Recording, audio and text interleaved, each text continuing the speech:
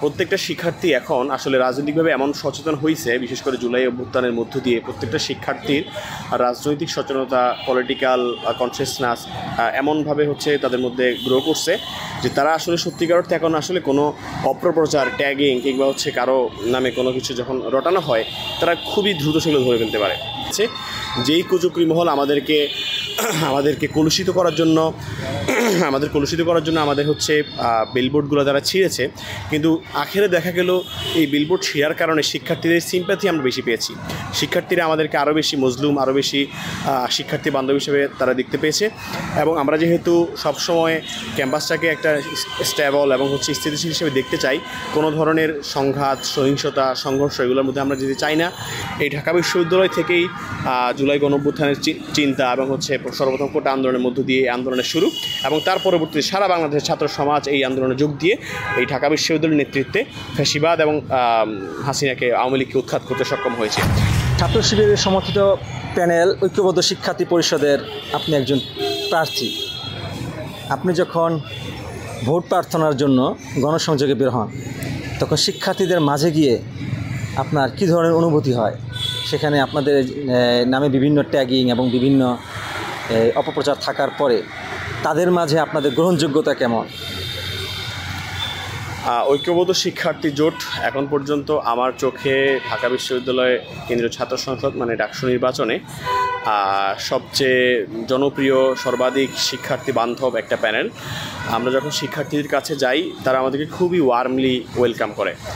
প্রত্যেকটা শিক্ষার্থী এখন আসলে রাজনৈতিকভাবে এমন সচেতন হয়েছে, বিশেষ করে জুলাই অভ্যুত্থানের মধ্য দিয়ে প্রত্যেকটা শিক্ষার্থীর রাজনৈতিক সচেতনতা, পলিটিক্যাল কনসিয়াসনেস এমনভাবে তাদের মধ্যে গ্রো করছে যে তারা আসলে সত্যিকার অর্থে এখন আসলে কোনো অপপ্রচার, ট্যাগিং কিংবা কারো নামে কোনো কিছু যখন রটানো হয় তারা খুবই দ্রুত সেগুলো ধরে ফেলতে পারে। আমরা দেখেছি চারুকলায় যখন আমাদের প্যানেলের একটা বিলবোর্ডকে ছিঁড়ে ফেলা হয়েছে, তখন এইটা উল্টো আমি বলবো যে হিতে বিপরীত হয়েছে। সাধারণ শিক্ষার্থীদের কাছে আমাদের মেসেজটা আরও ভালোভাবে গিয়েছে। যেই কুচক্রী মহল আমাদেরকে কলুষিত করার জন্য আমাদের বিলবোর্ডগুলো তারা ছিঁড়েছে, কিন্তু আখেরে দেখা গেল এই বিলবোর্ড ছিঁড়ার কারণে শিক্ষার্থীদের সিম্প্যাথি আমরা বেশি পেয়েছি। শিক্ষার্থীরা আমাদেরকে আরও বেশি মজলুম, আরও বেশি শিক্ষার্থী বান্ধব হিসেবে তারা দেখতে পেয়েছে। এবং আমরা যেহেতু সবসময় ক্যাম্পাসটাকে একটা স্টেবল এবং স্থিতিশীল হিসেবে দেখতে চাই, কোনো ধরনের সংঘাত, সহিংসতা, সংঘর্ষ এগুলোর মধ্যে আমরা যেতে চাই না।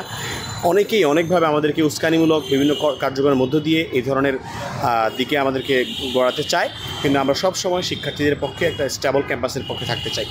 এই সব জিনিস দেখার পরে একজন সাধারণ শিক্ষার্থীর কাছে এটা পরিষ্কার থাকে যে ক্যাম্পাসে সত্যিকার অর্থে শান্তির পক্ষে, ক্যাম্পাসটাকে ট্রু সেন্সে ক্যাম্পাসের ডেভেলপ, শিক্ষার্থীদের মানোন্নয়ন, তারপরে আমাদের একাডেমিক হয়ে ওঠা, ঢাকা বিশ্ববিদ্যালয়ের সমস্যাগুলো আছে এগুলো দূরীকরণে শিক্ষার্থীদের জন্য সবচেয়ে বেশি কার্যকর ভূমিকা পালন করবে কে? সেটা ঐক্যবদ্ধ শিক্ষার্থী জোট। তো সেই জায়গা থেকে আমরা ঐক্যবদ্ধ শিক্ষার্থী জোট শিক্ষার্থীদের খুবই পজিটিভ রেসপন্স পাচ্ছি। ঐক্যবদ্ধ শিক্ষার্থী জোট এই প্যানেলকে কেন ভোট দেবে শিক্ষার্থীরা? ব্যতিক্রম কি আছে এই প্যানেলে? ঐক্যবদ্ধ শিক্ষার্থী জোট এখন পর্যন্ত শিক্ষার্থীদের মধ্যে সবচেয়ে বেশি রেসপন্স পাওয়া প্যানেল আমার মতে। তো ঐক্যবদ্ধ শিক্ষার্থী জোট সবচেয়ে শিক্ষার্থীদের বান্ধব একটা প্যানেল, কারণ এখানে সব দলমত নির্বিশেষে সব ধরনের মানুষের অংশগ্রহণ রয়েছে। এখানে অমুসলিম রয়েছে, হিজাবি রয়েছে, নন হিজাবি রয়েছে, এখানে জুলাই যোদ্ধারা রয়েছে, জুলাই গণ অভ্যুত্থান একেবারে সম্মুখ সারি থেকে যারা নেতৃত্ব দিয়েছে তাদের অংশগ্রহণ রয়েছে এই প্যানেলে। আমাদের আবু সাদিক, কাইম ভাই, ইসলাম ফরহাদ ভাই, তারা জুলাই গণ অভ্যুত্থান একেবারে সম্মুখ সারি থেকে তারা এখানে লড়াই সংগ্রাম করেছেন। এর বাইরে প্যানেলের অন্যান্য বেশিরভাগ সদস্য জুলাই গণ অভ্যুত্থানে খুবই সম্পৃক্তভাবে এখানে আন্দোলনে শরিক হয়েছিল। এর পাশাপাশি এই প্যানেলে রয়েছে একাডেমিকভাবে খুবই এক্সেলেন্স কিছু মানুষজন, যারা তার ডিপার্টমেন্টে ফার্স্ট ক্লাস ফার্স্ট।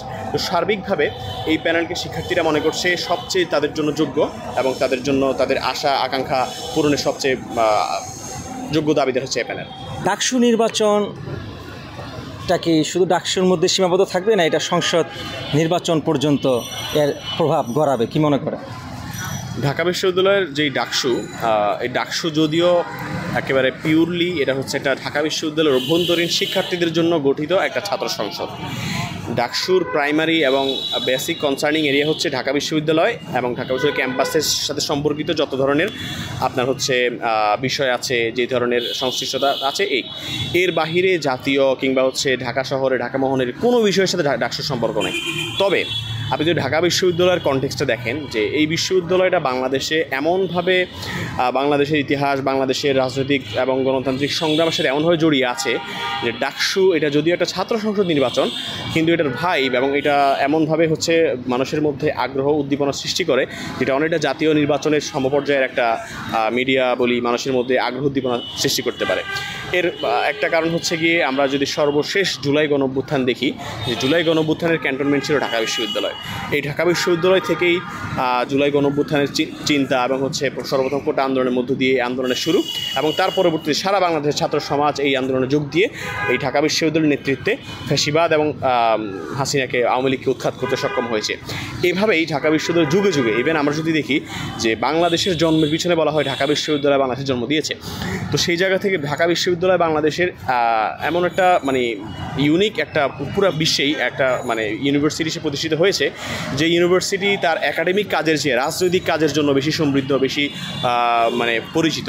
এই জন্য ডাকসু নির্বাচন জাতীয় নির্বাচনের মধ্যে একটা ভাইব পাচ্ছে। তবে কখনোই ডাকসু নির্বাচন জাতীয় নির্বাচনের সমতুল্য কিছু না। জাতীয় নির্বাচন অবশ্যই সারা দেশের সব মানুষকে নিয়ে ওখানে হচ্ছে সবার অংশগ্রহণের জন্য। তো ডাকসু নির্বাচন এখান থেকে যেহেতু বাংলাদেশের পরবর্তী নেতারা উঠে আসে এবং একই সাথে গণতন্ত্রের একটা ল্যাবরেটরি বলা যায় ঢাকা বিশ্ববিদ্যালয় ডাকসুকে, সেই ল্যাবরেটরি হিসেবে মানুষের একটা অন্যতম আশা আকাঙ্ক্ষার জায়গা থেকে ডাকসু অনেক হাইপ পায়।